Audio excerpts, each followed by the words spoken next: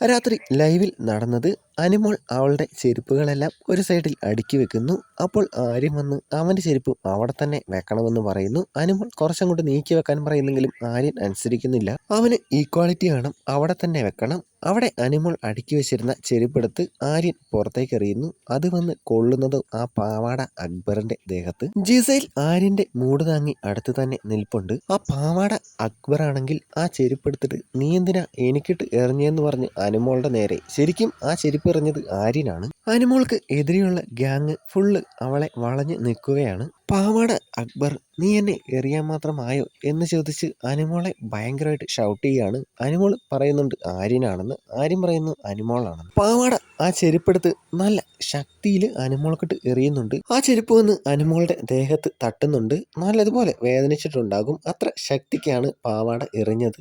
അപ്പോൾ ഒരു mass entry ഉണ്ട് മോനെ ഷാനവാസ്. നിനക്കൊന്നും നാണമില്ലേ ഒരു പെണ്ണിന്റെ പുറകെ നടന്ന് ഇങ്ങനെ വളഞ്ഞിട്ട് ആക്രമിക്കാനെന്ന് ഷാനവാസ് ചോദിക്കുന്നു. അക്ബർ ഷാനവാസിന്റെ നേരെ തിരിഞ്ഞു.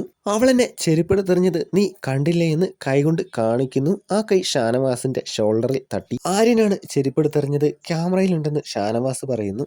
ആര്യനെ പോലെ ഒരു അഴുക്ക ചെറുക്കൻ ഒരു സീസണിലും വന്നില്ല. ആ സമയത്താണെങ്കിൽ അവന്റെ ചെരുപ്പാണെങ്കിൽ അനുമോളുടെ ചെരുപ്പിന്റെ മുകളിൽ കൊണ്ടുപോയി വെക്കുകയാണ്. അനുമോൾ ഇമോഷണലി കുറച്ച് വീക്കാണ്. അതുകൊണ്ട് തന്നെ ആര്യൻ എപ്പോഴും അനുമോളെ പ്രവോക്ക് ചെയ്യും. വേറൊരു പെണ്ണുങ്ങളോടും അവൻ നേരെ നിന്ന് സംസാരിക്കും. പാവാട അക്ബറിന് ഷാനവാസ് അനുമോളെ സപ്പോർട്ട് ചെയ്തത് അത്ര പിടിച്ചില്ല. നീ അവളുടെ മൂട് താങ്ങി നടന്നോ എന്ന് മൂട് താങ്ങിന്ന് ഷാനവാസിനെ വിളിച്ചു. പിന്നെ രണ്ടുപേരും കൂടി അങ്ങോട്ടും ഇങ്ങോട്ടും മുട്ടലും പ്രവോക്കേഷനുമായിട്ട് നല്ല ബഹളമായിരുന്നു. ഷാനവാസ് വേറെ ലെവൽ.